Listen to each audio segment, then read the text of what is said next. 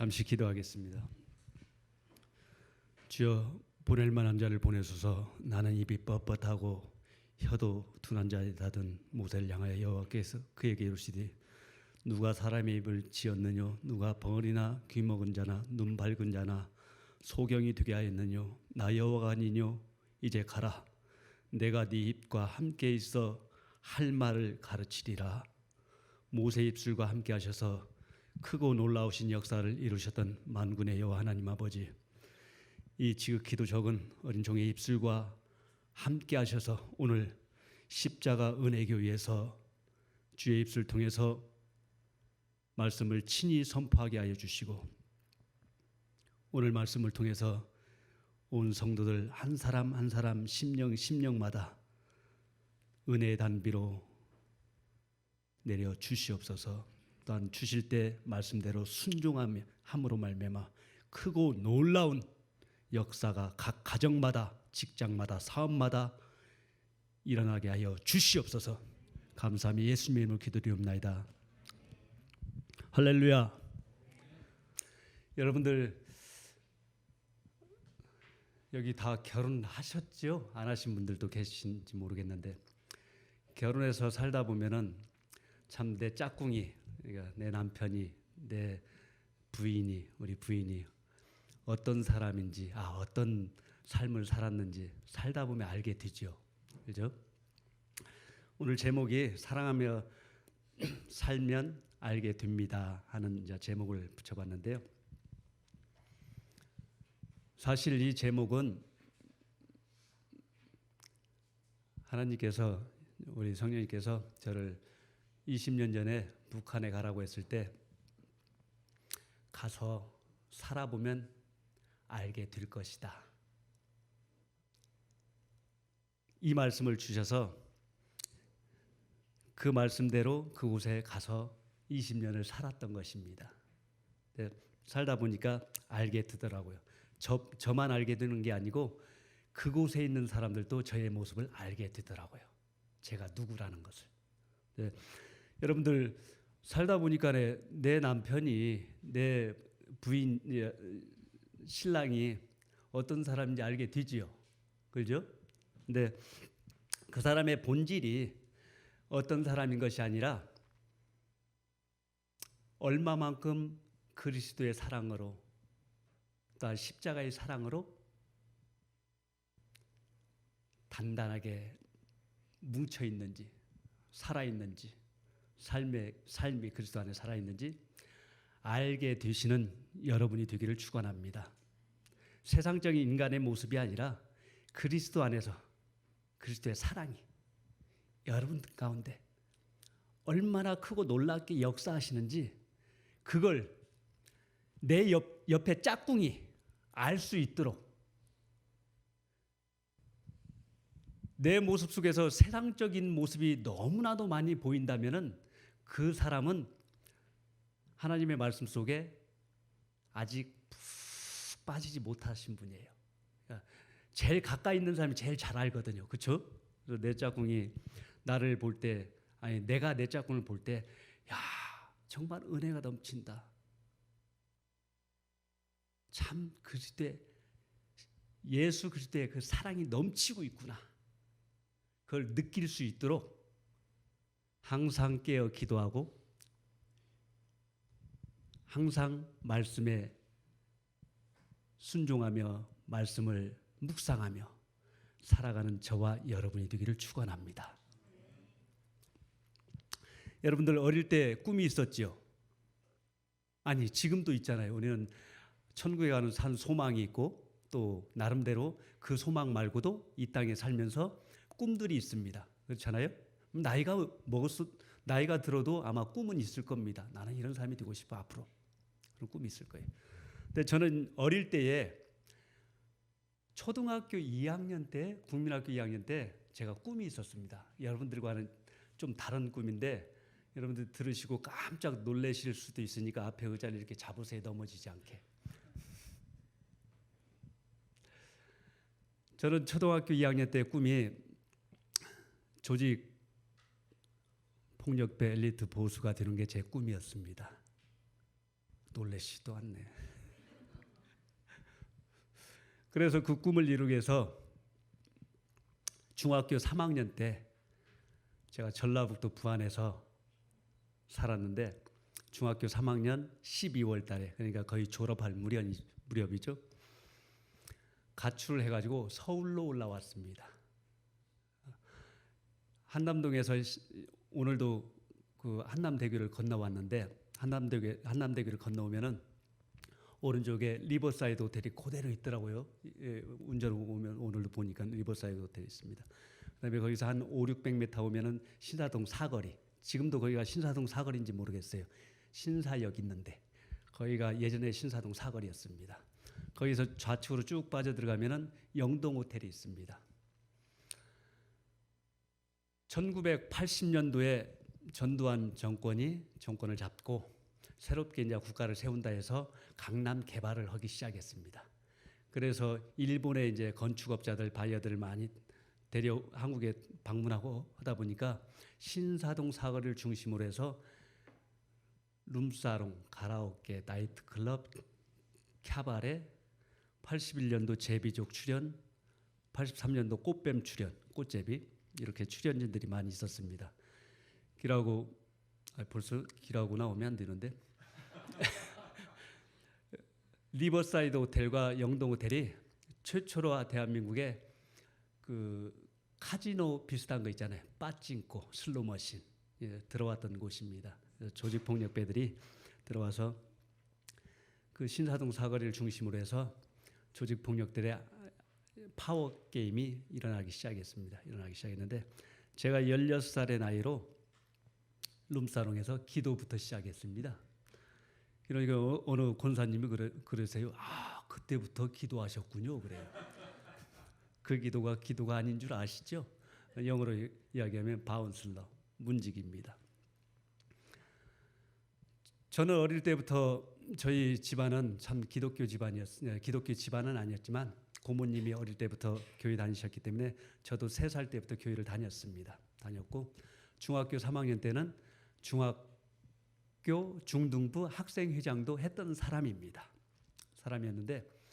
정말 우리의 마음속에 우리의 심령에 정말 성령님께서 들어오시지 않으면은 거듭나지 않으면요 세상 사람보다 아니 더 악할 수가 있습니다.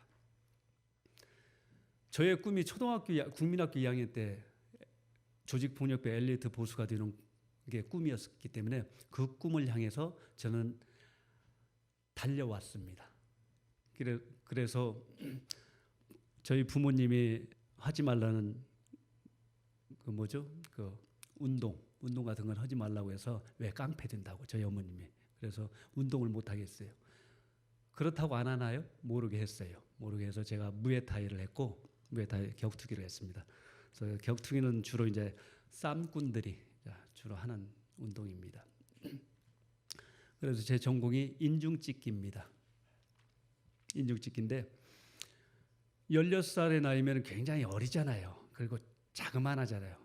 지금도 작은데 그때 얼마나 작았겠어요. 그래서 서울로 가출해가지고 처음 이제 와서 아는 형님 전화번호를 가지고 전화를 했는데 신사동의 룸사롱에서 버스보이 뭐라 하죠? 웨이터 버스보이 하는 그런 형이었는데 그걸 하고 있는 거예요. 그래서 저도 첫 출발이 거기서부터 시작했습니다. 그런데 그때 룸사롱이나 뭐 나이트클럽 이런 데를 이제 조직폭력배들이 서로 완력으로 이제 빼앗고 뺏기는 그런 전쟁을 할 때입니다. 땅 뺏기도 하고. 그래 쳐들어오면 맞아 싸워야 되고 그랬었어요.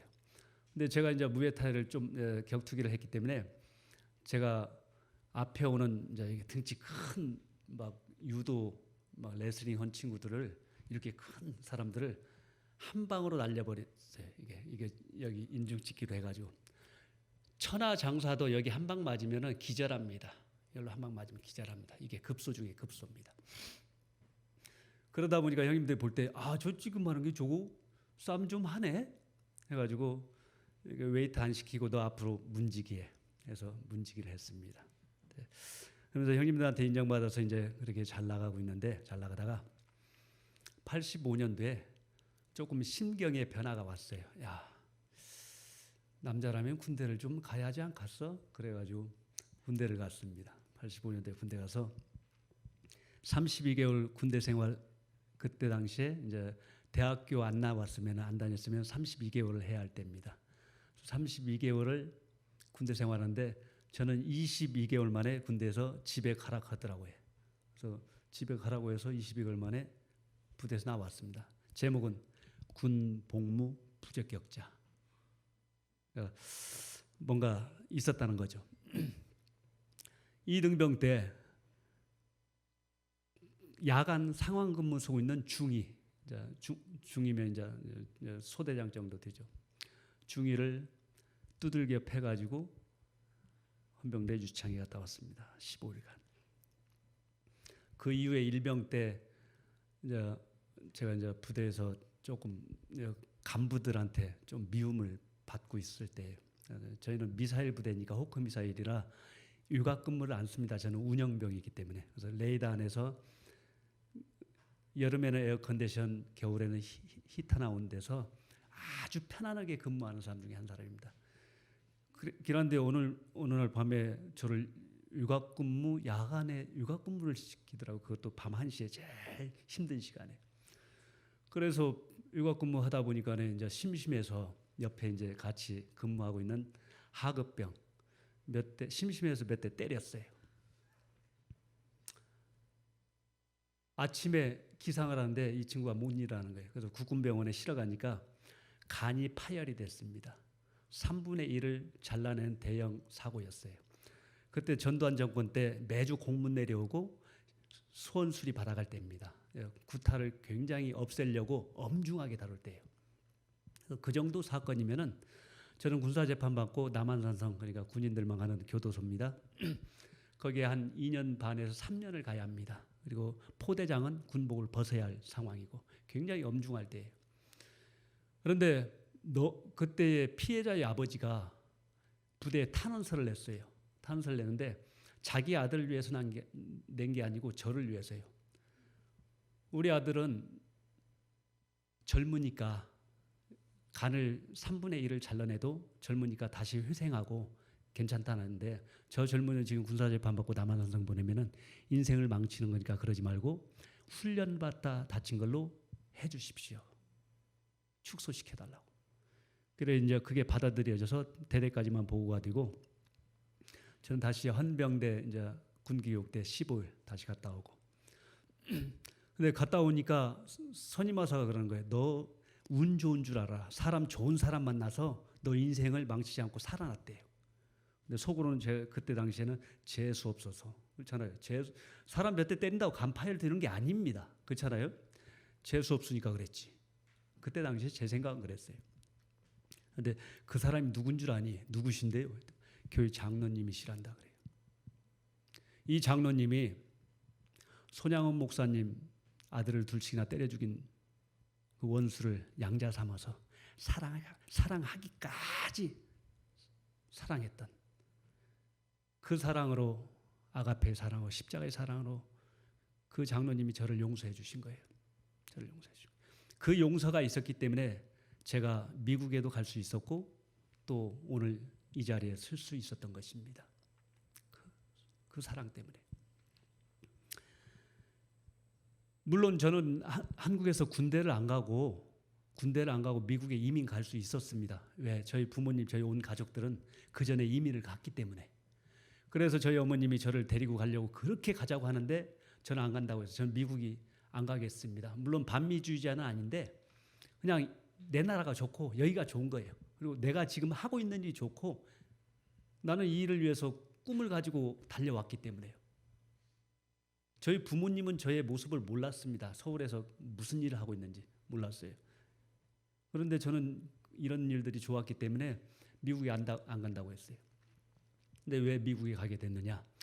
22개월 만에 군 복무 부적격자로 군대에서 추방당한 거예요. 사실 불명예 제대당한 겁니다. 그러고 이제 사회에 나오니까 다시 나오니까 형님들이 뭐라 하냐면 요 새끼 봐라. 이거 군대에서 별 달고 나왔네. 예전에 이제 교도소 갔다 오면 별 달고 나왔다고 그래야 합니다. 그 세계에서는. 그러면서 이제 저한테 뭐 23살 어린 나이지만 큰 룸사롱을 맡겨줬어요. 네 집에 내라, 네 운영해봐라. 이제 그래서 하고 재밌게 하고 있는데 아무리 기다려도 예비군 훈련 통지서가 안 오는 거예요. 예비군 훈련 통지서가. 남자들은 예비군 훈련을 받아야 합니다. 군대 갔다 오면. 근데 안 오는 거예요. 그래서 왜 안 오는가, 뭐 주소지가 잘못됐나 싶어서 제가 병무청에 연락을 해서 왜 저는 예비군 훈련이 안 옵니까? 훈련 통지서가 안 옵니까? 하고 연락하니까 이분이 하는 얘기가 당신은 불명예제대에 있기 때문에 예비군 훈련이 없습니다. 제가 군대에서 22개월 만에 나왔다는 얘기도 다른 사람한테 안 했습니다. 왜? 창피해서요. 솔직히 창피해서. 군대에서 쫓겨났다는 게 별로 좋은 얘기 아니잖아요. 창피해서 안 했는데 예비군 훈련이 없다니까 너무 창피하고 쪽팔린 거예요. 그래서 야, 대한민국에 더 이상 살지 못하겠구나. 야, 미국이나 가자. 그래서 저희 어머님한테 전화를 해서 초청장 보내십시오. 저희 어머님 권사님 그렇게 아들 데리고 가고 싶어서 그렇게 사정하고 부탁했는데도 안 갔던 아들인데 자기 스스로 미국에 오겠다고 초청장 보내달라고. 우리 어머니 할렐루야 아멘, 나의 기도를 들어주셨구나 하고 초청장을 보내봤어요. 1987년도 11월 달에 미국 시카고라는 곳에 갔습니다. 갔는데 그때 당시에 LA에는 80만, 뉴욕에는 35만, 시카고에는 18만 이 정도 한인들이 그 정도 살 때예요. 그래서 이제 미국에서 세 번째로 많이 사는 곳이 이제 시카고였어요. 그래서 18만 정도가 살기 때문에 한인들이 사니까 한인타운 또 서울의 거리 이런 것들이 잘 조성이 돼 있었습니다. 그래 밤에 나가 보니까 제가 놀 수 있는 놀이터도 다 구비가 돼 있더라고요. 룸사롱, 가라오케, 나이트클럽 등등등. 그래서 밤에 가서 놀이터에서 노는데 어느 날 술집에서 술을 먹고 있는데 베트남계 갱단들이 총을 들고 와가지고 술집에서 돈을 뺏어가는 거예요. 제가 술을 마시고 있는 집에 와서 제가 싸움을 조금 한다지만 그 총 들고 있는 사람한테 어떻게 할 방법은 없잖아요. 어떻게 하겠어요? 방법은 없는데 속에서 불이 나는 거예요. 막 화가 치밀어 오는데 도대체 왜 한국 사람들이 이곳까지 와가지고 저놈들한테 당해야 하는가, 이렇게 당해야 하느냐. 도저히 안 되겠다. 우리도 조직하자. 제가 사명감을 가지고 조직을 했습니다. 사명감을 가지고 조직을 하다 보니까 1년 만에 동생들 부흥이 잘 돼가지고요 100여 명이 모였어요. 먹여 살려야 하잖아요. 근데 제가 돈이 어디 있습니까? 그래서 동생들 먹여 살리기 위해서 불법 무기 총기 장사, 마약 장사들을 시작했습니다. 그런 생활 가운데 정말 3년 동안 하면서 수십 번의 죽을 기회들도 많았고 죽을 수도 있었고요. 총 맞아서. 동생들 총 맞아 쓰러지는 모습도 봤고. 그런데 저는 총을 한 번도 맞아본 적이 없습니다. 드디어 제가 꿈에 그리던 제가 소망이었던 꿈이었던 엘리트 보스가 된 거예요. 근데 제가 가지고 있는 엘리트란 기준이 뭐였냐면은 뭐 머리 좋고 공부 많이 하고 그런 게 아니고 예전에 조직폭력에 보면은 문신도 막 온몸에 막 이렇게 타투 하잖아요.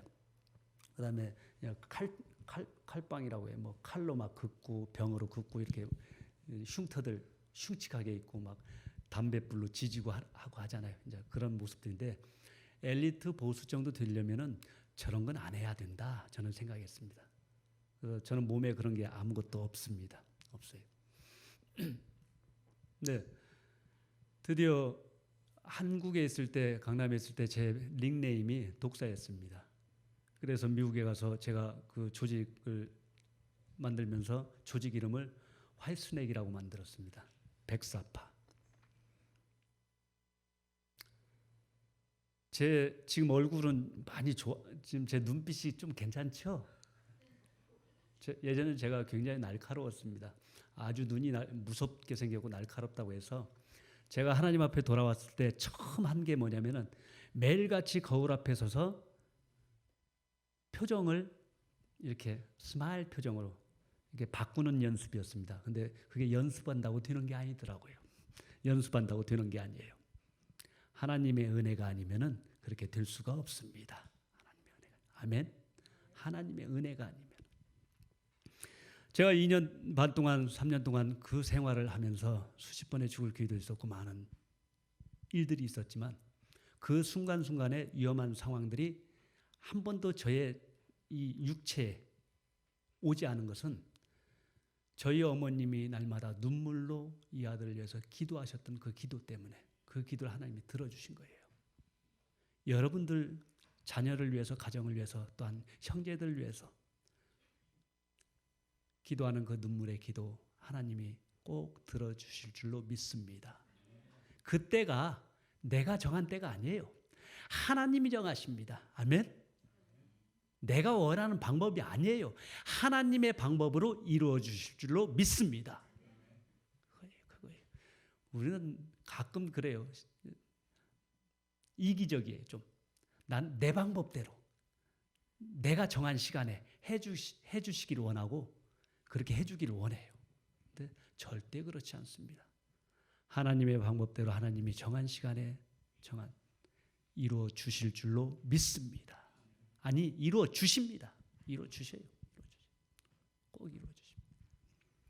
저 같은 것도 10여 년 동안 정말 세상에서 쓰레기처럼, 괴수처럼 살았던 저의 삶을 통째로 한순간에 바꿔주시는데요. 통째로. 한순간에 바꾸셨어요. 제가 1990년도 2월 달에 미국에서 살면서 2년 반 동안 교통사고가 11번이 났습니다. 11번 났는데 11번 다 죽을 수 있는 상황이었어요. 왜? 11번 교통사고 나서 차 11대를 폐차시켰거든요. 그것도 작은 차도 아니고 저는 5,800cc짜리 항상 SUV 타고 다녔어요. 그런데 그 차가 다 폐차 정도 되면은 대단하게 이제 사고가 났다는 거예요. 그게 저 혼자 다른 사람을 받은 게 아니고 술 처먹고 오다가 졸다가 혼자 고속도로에서 혼자 떼굴떼굴 구른 거예요. 사고 난 거예요. 모든 것들이. 90년도 2월 달에 11번째 교통사고가 났습니다. 그때도 이제 술 먹고 오다가 졸면서 오다가 뭐가 막 차가 우당탕탕 소리 나는데 정신을 깨고 보니까 가로등에 부닥쳐서 차가 섰어요. 근데 거꾸로 바퀴가 위에 있고 천정이 밑에 있고 제 몸이 붕 떴다 앉은 것처럼 천정을 깔고 앉아 있는 거예요. 저는 안전벨트를 메고 다닌 적이 없거든요. 근데 신기하잖아요. 창밖으로 튕겨나가지 않은 게 신기한 거예요. 그래 이제 그 순간에도 미국에서는 이제 사고 나면 거의 3분 5분 안에 앰뷸런스, 소방차, 경찰차들이 달려옵니다. 그래서 달려오기 전에 경찰차 오기 전에 순계할 게 있었어요. 제 차에 항상 차 천정에다가 이렇게 고리 만들어서 달고 다니던 사무라이 칼이 있습니다. 너무 커서 숨길 수가 없어서 고속도로 길가에 언덕 밑에 버리고 또 차에 우지가 있었습니다. 우지라고 하면 기관총입니다. 작은 거. 실탄 30발 들어가는 거. 탄창 30발짜리. 탄창 30발짜리 3개. 또 실탄이 50발짜리 실탄 스페이스 케이스가 하나 있었고 그러니까 총 140발이에요. 그걸 감취하는데 제가 오늘도 항상 가방 들고 다니지만 그 색 속에 제가 집어넣었어요. 가방 속에 집어넣고 있으니까 경찰이 오는 거예요. 경찰이 와가지고 너 도대체 왜 그랬니? 술 먹었니? 아니. 입에 술 냄새 펄펄 나는데 술 먹었니? 아니래요. 미국의 법이 참 재밌습니다. 입에서 나는 술 냄새는 절대 그 증거가 될 수 없습니다. 심증입니다. 그렇기 때문에 미국의 법에서는 불하고 못합니다. 그래서 10보 이상 거락해서 비틀거리면은 그때 이제 눈에 보이는 그게 물증입니다. 그래서 이게 되면서 불악합니다. 그래서 알코올 측정하기 위해서. 근데 앞으로 걸어가니까 잘해요. 그래서 다시 와보래. 잘 걸어요. 너 도대체 왜 그래? 마약 했니? 아니. 술도 안 먹었다는데 마약 했다고 했겠어요? 아니, 물론 마약은 저는 해본 적이 없습니다. 뒷주머니에 마약은 있었어요. 주머니에 마약은 있었는데 안 했어. 그래서 도대체 왜 그랬니? 그러는 거예요. 그래서 졸다 그랬다. 맞아요. 50%. 술 처먹고 졸다 그랬으니까 50% 맞는 거예요. 그래 아무래도 수상하니까 한 경찰이 제 차 주위를 둘러보다가 제 가방을 발견하고 가방을 열어보니까 민간인이 가질 수 없는 불법 무기, 그것도 기관총이 실탄 140발씩 나오는 거예요. 처음으로 이제 미국에 가서 은팔치를 채고 경찰서에 끌려갔습니다. 그런데 이제 변호사를 선임해서 이제 변호사가 왔어요. 와서 보니까네 제 얘기를 자세히 듣고 보니까 저는 아무 죄가 없고 경찰이 길티. 재밌죠? 경찰이 길티예요. 왜 그러냐면 저는 범법자도 아니고 무슨 뭐 제가 무슨 범법적인 기록이 있는 게 아니고 평범한 시민이잖아요. 그런 시민의 가방을 경찰이 뒤졌다는 거예요. 그래서 경찰이 길티입니다. 영장 없이 제 가방을 뒤졌잖아요. 열어봤잖아요. 그래서 저는 풀려나고 물론 이제 그 한 달 후에 재판이 있는데 어떠한 재판이냐면은 그 총기에 대한 재판입니다. 그 총기가 사고가 있었던 총인지 아닌지.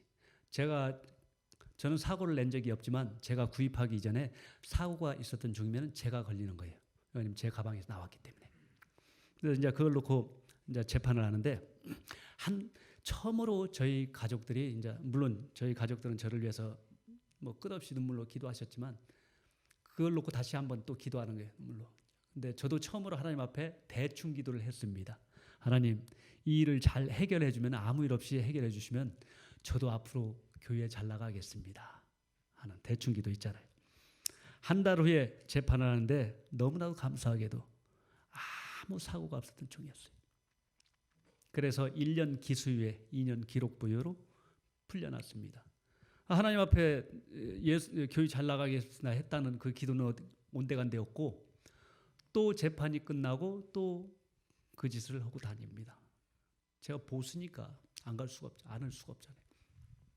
그런데 그 해에 8월 달에 90년도 2월 달에 사고 나고 3월 달에 재판 끝나고 8월 달에 제가 이제 가끔씩 나가는 교회가 있었습니다. 가끔씩 나갔다는 게 어떤 거냐면은 새벽에 제가 이민교회 6시에 새벽 예배 드려요. 근데 5시나 5시 반쯤에 오는 날이 이제 집에 들어오는 날이면은 어머니가 누님, 형님, 여동생 다 있어요. 야, 니들 교회 먼저 가. 보내놓고 저 막 잠들려고 하면 깨워요. 깨워서 나 교회 태워다 줘. 나 교회 태워다 줘. 제 어머님의 말씀을 불순종할 수가 없어서 막 화내면서 승질 내면서도 이제 운전하고 저희 어머님 아무리 시골분 뭐 무식해도 술 먹은 사람이 운전하면 안 된다는 것쯤은 알아요. 아는데 이렇게라도 이런 기회가 아니면 교회 데리고 갈 기회가 없으니까 그런 모습이라. 그러한 심령으로 저를 깨우는 거예요. 욕 먹어가면서도 깨워요. 그럼 옆에 타면 운전대 옆에다가 손 얹고 기도하면서 가세요. 그 신경질 나잖아요. 운전대에다 손 얹으면은 운전 잘 못하거든요. 치우라고 꽥 소리 지르면은 이제 여기 무릎에다 손 얹고 기도하면서 가요. 안전하게 해달라고. 그러고 가면은 어머니는 제일 앞에 앉아서 눈물로 기도하시고 저는 제일 뒤에 교회 뒤에 긴 의자에서 이런 의자 같은 긴 의자에서 벌러덩 누워서 코 골면서 잡니다. 온 교인들 새벽부터 술 냄새로 다 취하게 만들어 놓고 술 취한 사람이 왔으니 뭐 교회 안에 술 냄새 얼마나 많이 나겠어요. 그런 모습으로 이제 한 달에 한두 번 갔어요. 한두 번 갔던 교회 안수 집사님이 그해 8월 달에 저한테 찾아와서 성경 공부하재요. 그런 얘기 해도 되나 들으셔도 되겠지 미친놈이. 제 생각이에요. 그때 당시에. 성경 공부하자는 거예요. 근데 그것도 매일같이 찾아오는데 새벽마다 찾아와서 성경 공부하자는 거예요. 정말 미친놈 아니에요 그거? 새벽마다 찾아와서. 오후 5시 반. 저는 새벽이고 그 사람은 직장 끝나고 퇴근하는 시간. 제 기준에서 새벽이에요. 제 기준에서.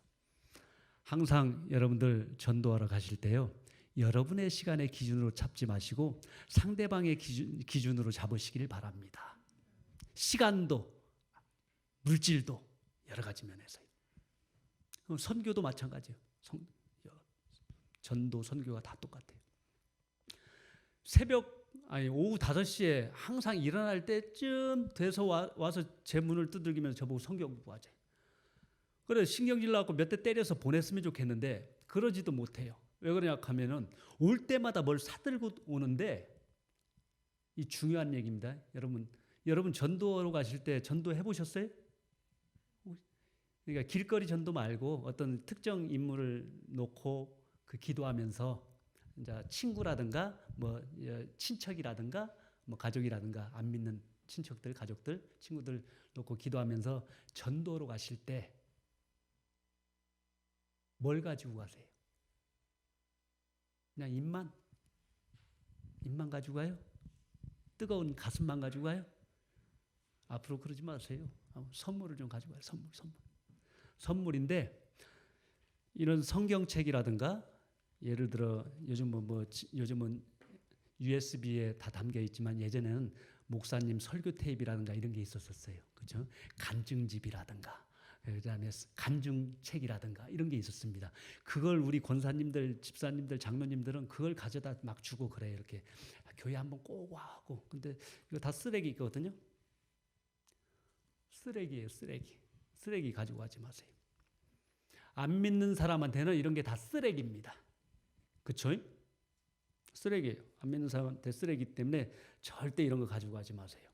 근데 이 집사님은 정말 성령의 감동하심을 받고 성령의 지시하심을 받고 오신 것 같아. 선물을 가져오는데 매일같이 저의 인포메이션을 어떻게 그렇게 잘 알았는지 제가 조니워커 블루를 잘 마신다니까 조니워커 블루를 한 병, 두 병씩 사와요. 또 말보로를 제가 잘 피운다니까 말보로를 그냥 한 보로, 두 보로씩 사와요.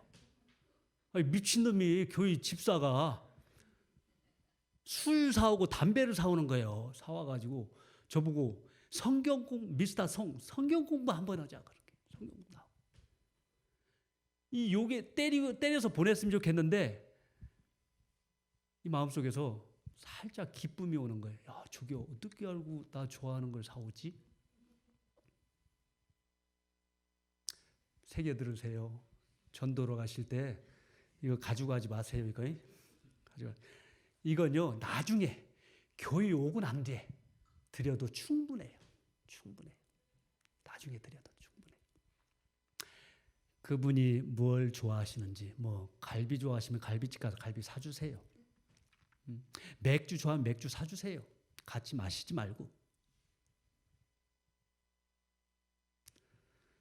그래서 그냥 그 집사님을 그대로 놔뒀다가는 매일같이 찾아와서 귀찮게 할 것 같고 그러니까 한번 하자는 거 하고 끝내자. 그래 합시다 그래. 했더니 말이에요. 그때서 1:1 제자훈련 12주 딱 꺼내놓는 거예요. 자기하고 12번 만나재. 저는 한 번 만나고 끝낼 줄 알았는데 12번을 만나재. 매주 목요일 날마다. 자기 집으로 오래요. 그래서 자기 집에서 저녁도 주겠고 다 한다. 그래서 그걸 안 하겠다고 하려고 했는데 그분이 하는 얘기가 뭐냐면 그 12주 1:1 제자훈련 12주 그 책을 꺼내면서 미스터 송 여기 매 과마다 주제 성경 말씀이 있는데 그 성경 말씀을 거기에 적혀져 있어요. 적혀져 있는데 그걸 읽지 말고 성경책을 찾아서 한 번만 성경책에서 읽어오래요. 그러면서 성경책을 선물로 주더라고요. 그때. 이 책에서 한 번만 찾아서 읽어오래. 그리고 다른 것들은 문제를 풀어오지 말고 아무것도 하지 말라는 거예요. 어마어마하게 기분이 나쁜 거예요. 제가 굉장히 자존심이 센 사람이거든요. 그걸 아무래도 그 집사님이 미스터 송 올 때마다 매 과마다 이걸 다 풀어오고 이걸 좀 찾아서 성경 찾아서 해와 공부를 좀 해와 했으면은 제가 안 하겠다고 나 이런 거 못 한다고 던져버렸을 거예요. 던져버렸을 텐데 아무것도 하지 말고 주제 성경 말씀만 한 번 찾아서 읽어오라니까 상당히 기분이 나쁜 거예요. 자존심 상하는 거예요. 나를 뭘로 보고. 어쨌든 너무나 기분이 나빠서 주라고 내가 다 해가겠다고 달라고 했어요. 근데 이제 그 성경 공부를 해가는데 제 3과째 마태복음 18장 6절 말씀 누구든 나를 믿는 소자는 하나를 실족케 하면 차라리 그 목에 연자 맷돌 달아 깊은 바닷물 속에 빠뜨리는 사원이라. 이 말씀을 읽어내려가는데 여기부터 뜨거운 게 올라오면서 눈물이 쏟아지기 시작하는데요. 그 말씀은 그날의 그 말씀을 깨닫게 해주신 게 뭐냐면 저한테 깨닫게 해주신 게요. 내가 권총이나 칼을 가지고 사람을 육체를 찔러 죽이는 것보다 그 영혼을 실족해 하는 게 더 무서운 죄라는 거예요. 왜? 육체를 죽이는 건 육체를 죽일 뿐이에요. 그러나 영혼을 실족해 하는 것은 영혼을 죽인다는 거예요. 우리의 이 혀가 그렇게 무섭다는 거예요. 그동안의 나의 모습을 통해서 내가 권사의 아들인데, 그래도 예전에 교회를 다녔던 사람인데, 그렇게 나쁜 짓, 깡패 짓을 하고 다니는 이 나의 모습을 봤던 그 사람들이 얼마나 나의 모습을 보고 실족했겠는가. 저런 게 예수 믿는 거라면, 저런 게 하나님 믿는 사람이라면 나는 하나님 안 믿을 거야. 난 교회 안 나갈 거야. 10여 년 동안 저의 했던 행동들이 이 영상처럼 지나가면서 이 속에서 뜨거운 게 올라오면서 짐승의 소리를 울부짖게 해주는데요. 그러니까 토해내게 하는데 2시간 반 동안 떼굴떼굴 방 안을 굴르면서 눈물을 울면서 그날 하나님의 말씀을 한 번 읽었을 뿐인데요. 하나님의 말씀은 살았고 운동력에서 좌우에 날선 어떤 것보다 예리하여 혼과 영과 및 관절과 골수를 찔러 쪼개는 그 말씀이 저를 수술하기 시작한 거예요.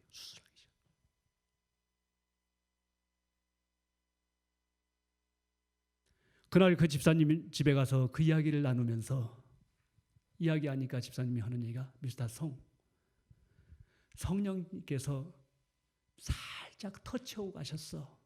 이제부터 일하시는 거야. 아멘. 할렐루야. 여러분들이 여러분이 아니라 제가 어느 사람을 누구를 구원시키는 거 아닙니다. 아시죠? 제가 하는 거 아니에요. 성령님께서 말씀이 하십니다. 아멘. 우리의 임무는 그 영혼을 여기까지 데려오는 거예요. 여기까지. 주님의 전으로 교회까지 모시고 오는 거예요. 하나님 앞까지는 데리고 와야 할 것 아니에요. 그렇죠? 물론 그거 데려오는 것조차도 성령님이 하십니다. 우리를 통해서 하시니까. 그렇지? 우리를 통해서. 사람을 통해서. 여기 데리고 오는 거예요. 그날 그 집사님과 울면서 기도하면서 하나님 앞에 제가 처음으로 정말 진실되게 했던 기도 중에 생각나는 게 그날 이게 있습니다. 하나님, 지금부터 주님 섬기는 데 있어서 불필요한 것들 끊게 해주세요. 그래서 그 순간에 그날 집사님과 성경 공부하고 나오는데 제 차를 탔는데 너무 담배 냄새, 술 냄새 때문에 차를 도저히 탈 수가 없어요. 근데 그 새 차거든요. 왜? 2월 달에 사고 나고 차를 샀잖아요. 사고. 그때 8월 달에 성경 공부하니까 6개월도 채 안 된 차예요. 새 차예요. 새 차. 그런데 너무 담배 냄새, 술 냄새가 막 역겨워가지고 도저히 탈 수가 없어서 그 다음날 차를 바꿔버렸어요. 그리고 제가 만든 조직, 배신은 곧 죽음으로 갚으라고 했는데 죽음으로. 제가 이제 그 조직을 안 나가기 시작하는 거예요. 한 달, 두 달, 하루 이틀, 한 달, 두 달 안 나가니까 동생들이 이상한 거예요. 왜 안 나오지? 우리 집 가까이 와보니까 집에 있는 거예요. 어디 아픈 데도 없는 거예요. 연락도 안 받아. 왜 그러지? 하다 보니까 저게 배신 때린 거예요. 이제 죽여야겠다 싶었대요. 8년 후에 그 동생들을 만났는데 정말 죽이고 싶었대요. 왜? 다 미국에 사는 1.5세, 2세들이거든요. 정말 집하고 공부하고 학교 뭐 이런 것들밖에 보기에는 착했던 애들이에요. 그런 애들 다 끌어들여서 나쁜 거를 다 가르쳤거든요, 제가. 그래 놓고 저만 빠져나가니까. 근데 정작 저를 죽이려고 작정하고 나온 날은 그렇게 그들의 마음속에 두려움이 생기더래요. 두려움이. 그러다가 그렇게 한 몇 개월 따라다니다가 그래, 네 잘 먹고 잘 살아라 하고 그만두었대요. 이 모든 일들이 뭐 그들의 마음속에 나왔겠어요? 성령님께서 그 순간순간을 그들이 저를 죽이려고 나왔을 때 그들의 마음속에 두려움을 준 거예요. 두려움을. 죽일 수 없도록. 미국에서 쉽잖아요. 영화에서 보듯이 기다리고 있다가 집에서 나오면 총 쏘면서 차 타고 가면서 총 쏘고 가면 끝입니다. 그럼 전 죽는 거예요.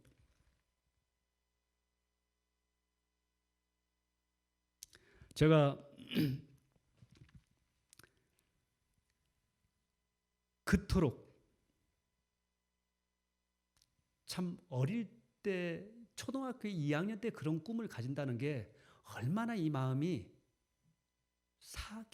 사악했습니까? 그렇잖아요. 보통 초등학교 국민학교 2학년 그러니까 9살짜리 나이의 생각이 그런 생각을 할 수 있을까요? 물론 할 수도 있을 수도 있어요. 있을 수도 있지만 뭘 보고. 그렇지만 그 꿈을 향해서 달려온다는 것 자체가 그만큼 악했다는 겁니다. 악으로만 달려갔다는 겁니다. 그런 저 같은 것도 하나님의 은혜로 하나님의 은혜가 임하시면은 하나님의 그릇으로 하나님의 도구로 사용하신다는 겁니다. 아멘. 여러분들과 또한 여러분들이 기도하고 있는 자녀들, 여러분들의 가족들, 나는 포기할지 몰라도 하나님은 포기하지 않으십니다. 포기하지 않으셔요. 하나님 포기하지. 하나님의 은혜가 임하시면요. 하나님의 은혜가 임하면은 능치 못할 일이 없어요. 무슨 일이든지 하십니다. 우리를 통해서. 저를 보면 아시잖아요. 제 얘기가 거짓말 같을지 모르겠지만 앞으로 이제 2부에는 이제 더 실질적인 이야기를 말씀드리겠습니다. 더 실질적인 이야기 드릴 거예요. 여러분, 우리가 이 땅에 살아가면서 우리는 예수를 믿는 사람이잖아요. 주님의 은혜를 입은 사람들이잖아요. 십자가의 사랑을 받은 사람들이잖아요. 그 사랑으로 이 땅에 뭘 남겨야겠어요? 예수님의 사랑이에요. 사랑이에요. 빛이에요. 향기예요. 또한 이 땅을 썩지 않게 소금의 역할을 우리가 잘 감당해야 할 줄로 믿습니다. 그건 제가 잘하는 게 아니고요. 내 옆에 있는 사람이 더욱 잘 알아요. 내 옆에 있는 사람이 제일 잘합니다. 그걸 제일 잘하는 것은 우리 자녀들입니다. 내 부모가, 우리 엄마가, 우리 아빠가 정말 참 그리스도인의 모습으로 살아가고 있는지 남편과 사실 부인은 약간 세속적이어서요. 타협할 줄 압니다. 하지만 어린아이들이 보는 눈은 타협이 아닙니다. 타협이 아니에요. 뭐 어른들은 그러잖아요. 아이, 살라면 그럴 수도 있지 뭐. 그게 타협이거든요. 그게 타협이에요. 그럴 수도 있지. 또 우리가 그러니까 하나님 앞에 회개하는 거 아니야. 그게 타협이에요, 사실. 그게 타협입니다. 하지만 어린아이들은 그렇게 안 봅니다. 있는 모습 그대로 보고 그대로 느낍니다. 또 그대로 표현합니다. 우리가 살면서 내 가족에게, 내 자녀들에게 정말 그리스도의 사랑으로 비춰지는 또 향기를 바라는 저와 여러분이 되기를 축원합니다.